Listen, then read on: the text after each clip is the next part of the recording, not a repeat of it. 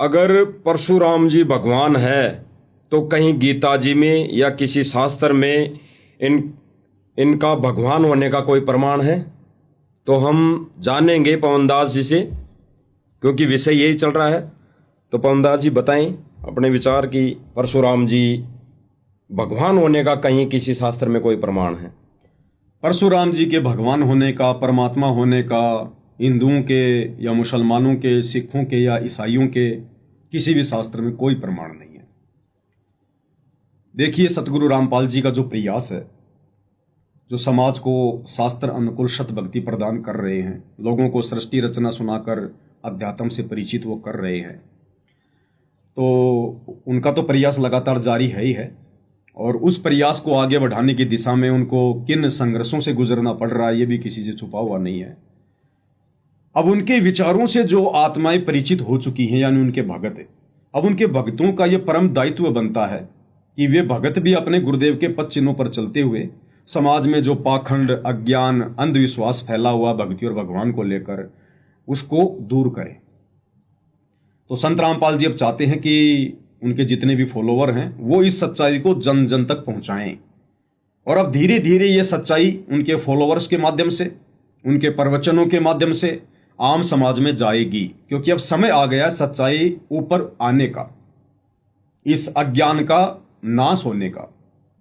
तो जो उनका शिष्य होगा वो तो सच्चाई को ऊपर ही उठाने का प्रयास करेगा, और जिसको ज्ञान समझ में नहीं आया होगा, संत रामपाल जी से उपदेश भी ले रखा होगा, उसके लिए तो फिर दुनिया भर के भगवान है फिर धरती में, वो तो मन में आएगा जिसको भगवान कहकर संबोधित करेगा।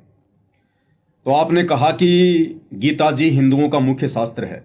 गीता जी अध्याय 15 श्लोक नंबर 16 में सतगुरु रामपाल जी ने दो भगवान बताए, दुओ इमो पुरुष च लोक। इस संसार में, कौन से संसार में?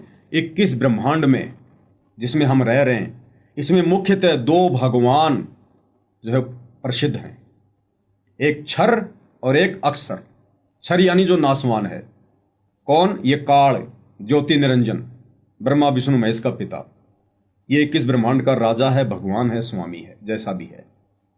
उसके बाद गीता अध्याय 15 श्लोक नंबर 17 में सतगुरु रामपाल जी ने बताया कि भगवान तो इन दोनों के अलावा कोई और ही है जिसको वास्तव में हम पुरुषोत्तम कह सकते हैं। परमात्मा तो कोई और है जो इन दोनों से अलग है, जो कभी विनाश में नहीं आता, जो अकाल मूर्त है, सौद स्वरूपी है। उत्तम पुरुष है तू अन्य, परमात्मा इति उदारत, ये लोक तरम अवश्य विवर्ति अव ईश्वर। तो सतगुरु रामपाल जी ने इस पवित्र ग्रंथ गीता जी में, जो कि हिंदुओं का सर्वश्रेष्ठ शास्त्र है, इसमें केवल 3 भगवान बताए हैं, क्षर, अक्षर और परम अक्षर।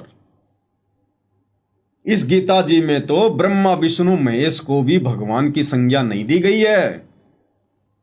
ये तो माया के अधीन है। रजगुण ब्रह्मा जी, सतोगुण विष्णु जी, तमोगुण शिव जी, ये तीनों गुण इस काल के द्वारा पैदा किए गए हैं। ये ब्रह्मा विष्णु महेश तो काल की नौकरी करते हैं, यहां पर क्षर पुरुष की नौकरी करते हैं। ब्रह्मा जी जीवों की उत्पत्ति करता है, विष्णु जी उनका पालन पोषण करते हैं, और शंकर जी अंत में फिर सबको मार काट करके और वापस अपने पिता के पास भेज देता है उसके भोजन के लिए। जब सृष्टि रचना पढ़ेंगे तब हमें पता चलेगा इस काल में, इस ब्रह्म ने, क्षर पुरुष ने अपने स्वार्थ के लिए, अपने भोजन के लिए अपने 3 इन पुत्रों की उत्पत्ति कर रखी है, ब्रह्मा विष्णु महेश की। तीनों को एक एक जो है गुण से युक्त कर रखा है। तो गीता जी में तो खुद इनका जो पिता है, ये काल भगवान क्षर पुरुष है। ये भी गीता अध्याय नंबर 7 श्लोक नंबर 12 से 15 तक इन ब्रह्मा विष्णु महेश की भी पूजा ना करने के लिए कह रहा है कि ये मूर्ख जन समुदाय मुझे ना पहचान कर केवल तीनों गुणों की भक्ति में लगा हुआ है, जो किसी भी प्रकार से इनको कोई लाभ नहीं दे सकते।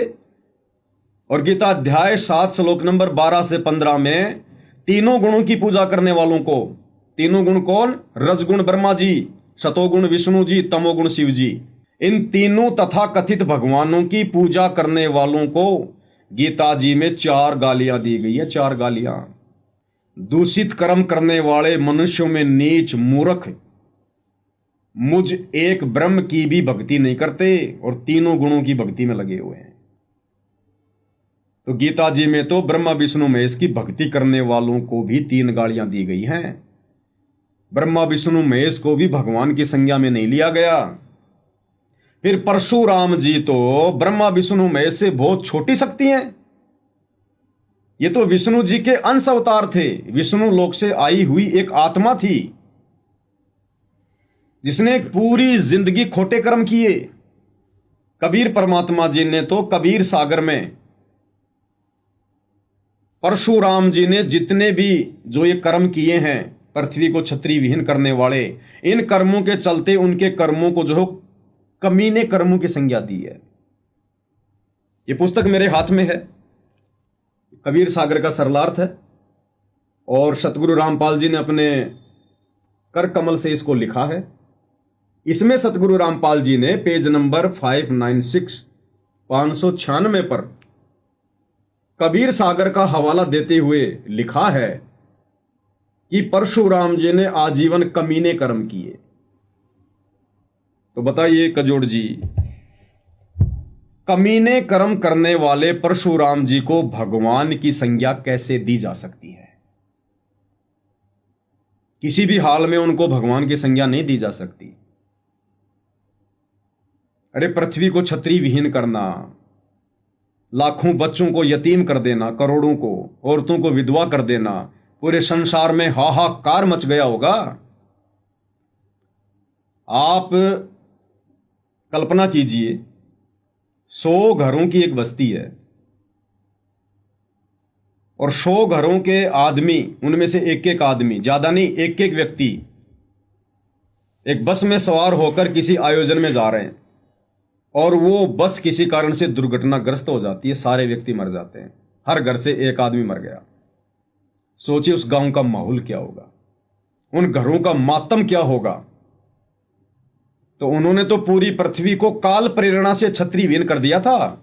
इसमें परशुराम की कोई शक्ति नहीं थी, उनके कोई 10 हाथ नहीं थे कोई। उस समय के जो इंसान थे, जो उनकी हाइट थी, जो शरीर था, उससे कहीं वो 5-10 गुना ज्यादा लंबे चौड़े नहीं थे, वैसे ही थे। उनके पास आध्यात्मिक शक्ति थी जो काल ने उसको दी थी। अब यह शक्ति तो महाभारत के युद्ध में काल ने अर्जुन को भी दी थी। उसने भी गांडीव धनुष से लाखों लोगों का सत्यानाश कर दिया और बाद में काल ने वो शक्ति छीन ली। फिर वही अर्जुन भीलों के हाथों पिट रहा है। यही शक्ति हनुमान जी को त्रेता युग में काल ने राम रावण युद्ध के समय दी। राम रावण युद्ध में हनुमान जी ने लाखों राक्षसों का वध कर दिया और जब काल ने शक्ति वापस ले ली तो रामचंद्र जी के दोनों पुत्रों लव और कुश के हाथों रामचंद्र जी की पिटाई हो रही है, हनुमान जी की पिटाई हो रही है, लक्ष्मण की पिटाई हो रही है, अंगद की पिटाई हो रही है। अब कहां गई उनकी शक्ति? तो परशुराम जी की भी अपनी कोई शक्ति नहीं थी जो हम उनको भगवान कहें। और भगवान अपनी शक्तियों का इस प्रकार से दुरुपयोग नहीं करते। भगवान तो संसार में शांति और प्रेम फैलाने के लिए आते हैं, मानवता का पाठ पढ़ाने के लिए आते हैं। अरे फिर परशुराम जी से लाख गुना अच्छे तो फिर महात्मा गांधी जी थे, जिनका नारा है कि जियो और जीने दो। क्या नारा है? जियो और जीने दो, कि मत किसी के साथ लड़ाई झगड़ा करो, मार पिटाई करो, राग द्वेष मत फैलाओ, प्यार प्रेम से रहो। कौन किसका क्या ले जाएगा, कौन किसका क्या बांट लेगा, सब यही छोड़ के एक दिन खाली हाथ निकल चले जाएंगे। तो परशुराम जी से अच्छे विचार तो महात्मा गांधी जी के थे। परशुराम जी से अच्छे विचार तो वर्तमान समय में आज आम नागरिकों के हैं, जो लड़ाई झगड़ा नहीं करना चाहते। आपस में कोई लड़ाई झगड़ा हो जाता है तो बैठकर ये कहते हैं, भाई किस बात का राग द्वेष, यही सुलटा लो। कोर्ट कचहरियों में जाओगे, दोनों पक्ष के लोग तुम परेशान हो जाओगे, कोई जेल में जाएगा, फिर तुम्हारे अंदर और दुश्मनी बढ़ेगी। इससे अच्छा है मिल बैठ के अपना ये समझौता कर लो। तो परशुराम जी को तो आम व्यक्ति की श्रेणी में लेना भी आम व्यक्ति का अपमान है। और परमात्मा कबीर जी ने तो कबीर सागर में साफ साफ उनके जो कर्म थे उनको कमीने कर्मों की संज्ञा दी है। तो इस वजह से उनको भगवान की संज्ञा में नहीं लिया जा सकता। और यदि सतगुरु रामपाल जी का कोई भगत उनको भगवान की संज्ञा में लेता है तो उससे बड़ा मंदबुद्धि व्यक्ति फिर संसार में कोई नहीं है। तो गीता जी में या किसी भी शास्त्र में, जैसा कि आप जी ने सवाल किया, परशुराम जी को भगवान लेकर कहीं कोई लेख नहीं है। और अब तो सतगुरु रामपाल जी की अध्यात्म से बात बिल्कुल क्लियर हो गई है कि कबीर परमेश्वर जी के अलावा, यानी स्वयं सतगुरु रामपाल जी के अलावा सृष्टि में दूसरा कोई भगवान नहीं है।